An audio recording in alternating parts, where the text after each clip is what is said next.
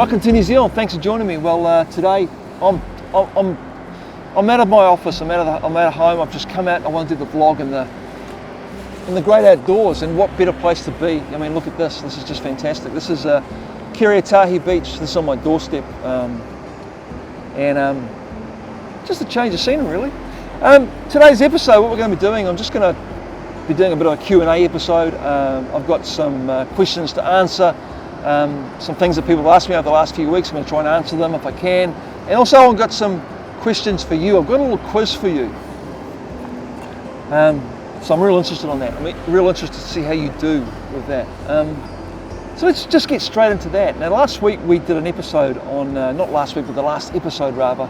The last episode was on Ektachrome, which is a slide film. If you haven't seen the episode, go and check out the link here.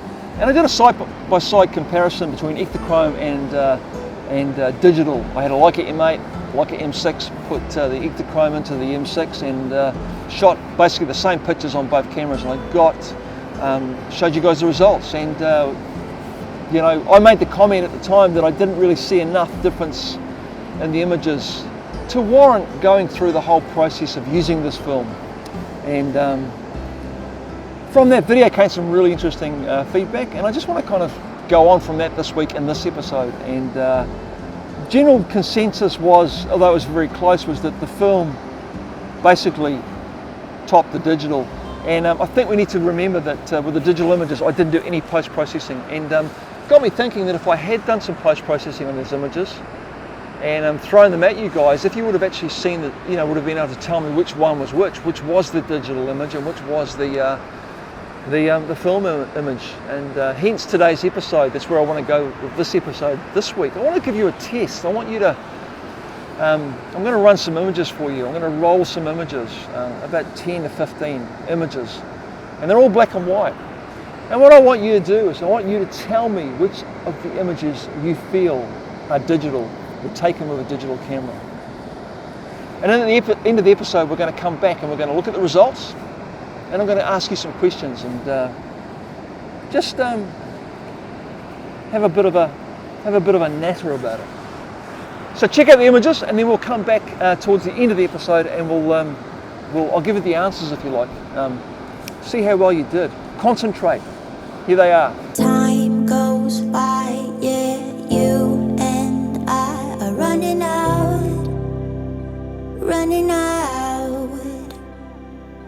Time goes by, I change my mind about you and I. So would you stay for a minute so I can be brave? Let me catch my breath. Now I can feel what I'm saying. I'm letting you know this heart's on the edge. You make me be so much better.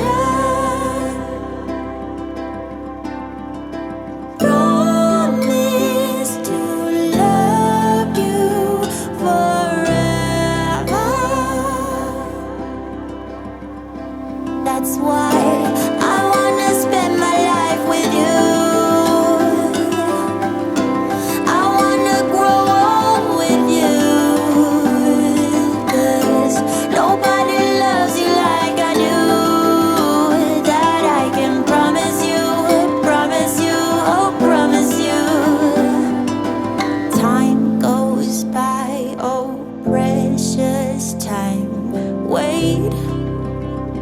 Just 1 minute. Time goes by, I think I thought it out.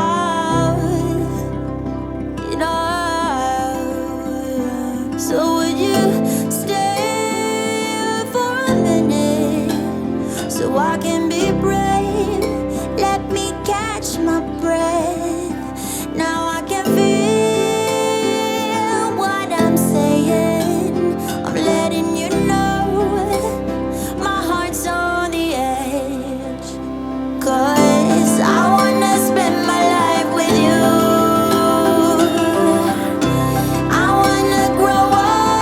with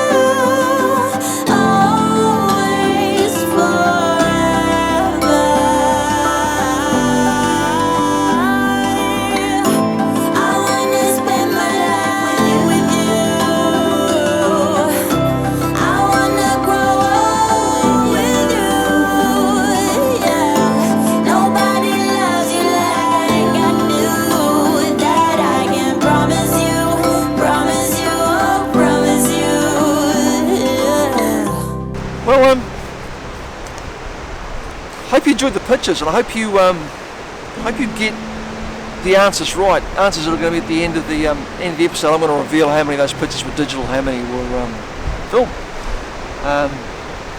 Feel free to go back and have another look if you like, and scrutinise them further. But you're not allowed to fast forward and get the answers too soon. You've got to wait till the end of the video. Question time. Q&A. David Spencer. David wrote me a question this week, wanting me to let him know he'd been watching one of my videos, my previous videos, the Local Landscapes video episode, link up here for that if you want to go and check it out. David enjoyed the images and wanted to know how much processing I had done on those pictures, and wanting to know if I could show everybody my workflow with those pictures and what I did to achieve the results. So I thought what I'd do is take one of the pictures I shot on the episode and go back and show you what I did in post-processing to get the final result. Okay, this is it, back in the office. As you can see, I'm just editing the vlog. There's me sitting on that rock. Beautiful seascape in the background. Let's get into Lightroom. So let's just have a look at this is the image that I want to work on. This is probably my favorite picture from the session. Long exposure, 8-second exposure on that Leica M8, and yeah, just really picked up the mood of that scene that I was seeing in front of me. Here's the original raw file. There's the edited processed image, and that's the raw file. So I'm going to show you how I got to this stage of the image. First thing I always do when I'm editing a picture is I always check out my level, horizon lines nice and straight, and in this case it's pretty much perfect, even to the point where it's almost on that lower third there. So that's all good, no changes needed there.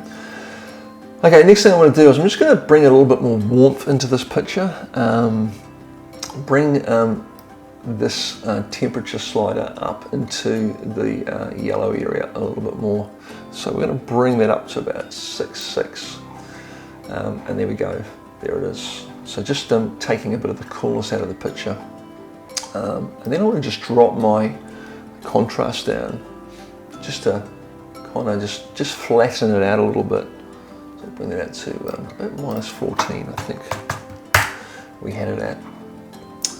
Bring the highlights down, usual practice for me now, bring those highlights right down, bring those shadows up a little bit, around about 45 I think we were, there. And then whites I'll just leave on 0 and I'll pull the blacks back a little bit. Okay, nice. I'm just going to bring in a bit of saturation here. I'm going to pull it up a bit there to 48, 50. I just want to bring out some depth in that water right here, but the only problem I've got now is I've got this blue cast onto my sky, which I don't like. So what I'm going to try and do is get rid of that. Let's go to my HSL panel and my saturation panel here, and I'm going to just try and pull that blue out of there a bit. So I'll do that by desaturating my blues, and we'll bring that down to about 33. Still a little bit there. Try the aquas and bring those down a little bit too, any of that blue. There we go. That's kind of pretty much gotten rid of most of that. The next thing I'm going to do, I'm just going to pull the sky out a little bit, and standard practice for me again with a lot of my landscape photography is to just pull over a gradient filter on here. Let's just bring that dehaze up a little bit, because I want to bring in some detail there.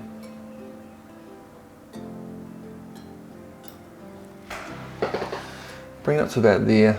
I'm just going to balance it off with my, this is something I do quite a bit, I'll balance off my dehaze with just dropping my clarity a bit in here, which softens that sky. I don't really want it to look like this, you know. You see a lot of people that really over exaggerate that dehaze, and they kind of, the sky just kind of goes to mesh, and I just want to balance it out a little bit with my my clarity. See that blue coming back in there? Let's just try and, no. How can we get rid of that blue cast in there? I'm just going to drop my saturation down on this gradient a little bit, just to there. Okay, and that's actually it. That is actually it. Pretty simple. Let's quickly have a look at the other picture. Here's the other picture here, and this is, I think this was my favourite of the whole session. It was a toss up between the picture I've just edited and this picture. Let's just have a look at this. That was the original picture, and I'll show you quickly what I did. This was a real simple edit. I just dropped my highlights back a little bit, there, and then what I did is I pulled my blacks right back down to 74, which really kind of just like pulled everything back into the picture. I put quite a bit of clarity into this picture because I wanted to get that texture coming out. So we put the clarity up to about 60, around about there I think it was. Saturation, I just, for the picture I think I just tweaked that a bit, but then what I did, because look how blue this is now, again I went back to my blues and my HSL, and I desaturated the blue back down to 73, minus 73, so I really almost took out all of that blue there. Just left a fraction in there, minus 73. And that was that picture. That was how I edited that. What I find with the raw files off the M8, they're just superb images, and if you get it right, you don't need to do a lot at all. So that was the 2 edits. Hope you learned something. Let's go back to the beach. Well, we come to the moment of truth, the answer to the question, to the quiz. How many of the pictures that you saw in the initial gallery of images that I showed you, how many were digital, how many were film? Well, every one of them is digital. Did I trick anybody? Did I fool you? Does that surprise you? Let me know. How many of you got it right? How many of you suspected that they were all digital? I'm interested. The reason I'm interested is because it kind of follows up on my question of this episode. Digital or film, does it matter? Is it the picture that matters? And you know, when we look at a picture, because we know that it's film or because we know it's digital, does that kind of have an effect on how we view the pictures, the integrity of the images, depending on, you know, which of our favoured methods of photography that we follow. And like I said, there's a couple of things that have kind of made me really want to put this episode together this week, and one of them was the previous episode, but the other was a month or so ago I had to go and buy a new camera for some work I had. I went out and bought a Canon 6D. It wasn't a new camera, but it was another camera. I had to have a full frame camera. I don't own a full frame camera apart from my Leica cameras. All my digital cameras are micro four thirds or crop sensors. So I had to go and buy a full frame camera, and I had to go and buy this Canon 6D. And up until that point, I'd kind of like shunned, not looked down on it, but I kind of like didn't want to be associated with that type of camera. Anyway, I had to buy this camera, and I went out and bought a cheap lens for a cheap nifty 50. And I've got to say, you know, I had a play around with it, and I just was blown away with the pictures. Really enjoyed taking pictures with that camera. And it's kind of been it's given me the urge to make this episode, really. That is among the questions that have arisen from last episode. Using that new camera, how it made me feel, it kind of gave me a refreshed approach to photography, and kind of brings home the point, really, that no matter what you use, no matter what camera you use, the most important thing is you take pictures. And when you take pictures, you get in that special place when you take those pictures, and it's all that feeling. And you know, I think it's healthy sometimes to, for me as an example, I seem to flip between film and digital, and when I go to film, I get this magic feeling and it inspires me, and then after a while I go back to digital and I get all these new toys back again that I didn't have when I was shooting film, and the whole thing kind of it just keeps me reinvigorated. It keeps my approach to photography fresh, and I just think it's all healthy. Hence why I wanted to put this episode together. What is it about photography, digital, film, that's important? Does it matter? And I don't think it really does. I think the most important thing is our love for photography and getting out there and taking pictures, making your pictures speak. That's what's important. I hope you've enjoyed this episode. I've actually enjoyed putting it together.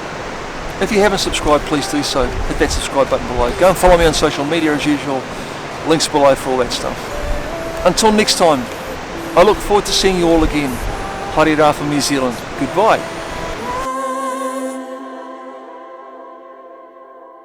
Promise to love you forever. That's why I wanna spend my life with you.